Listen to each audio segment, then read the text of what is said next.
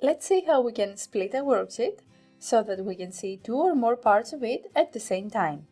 This is very useful when we're dealing with very large worksheets and we want to be able to compare two different numbers or data sets.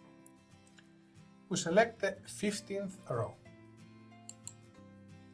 and from the View tab of the ribbon we're going to click the Split command. The workbook has been split in two panes, the top and the bottom. Each of them has its own scroll bars. Notice how the row numbers change in the top part and in the bottom part. Should we want to remove the split panes, then from the View tab, we click the Split command again, which, as we can see, is already selected.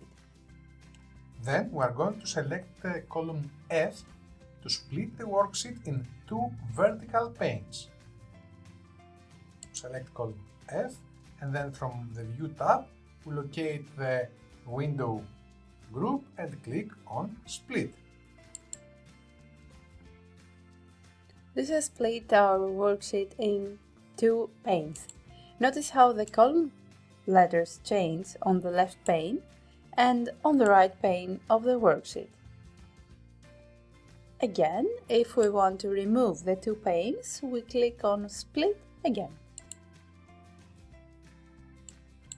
In the two previous examples, the first time we had selected a row and the second time we had selected a column.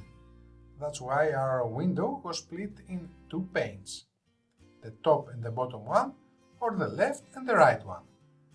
However, if we click a cell, for example the F11 cell, let's click it here, and from the View tab of the ribbon and the window command group, we click on Split again, then our worksheet will be divided into four panes. This is the first, the second, the third, and the fourth. Again, notice how the rows and columns change in every single pane.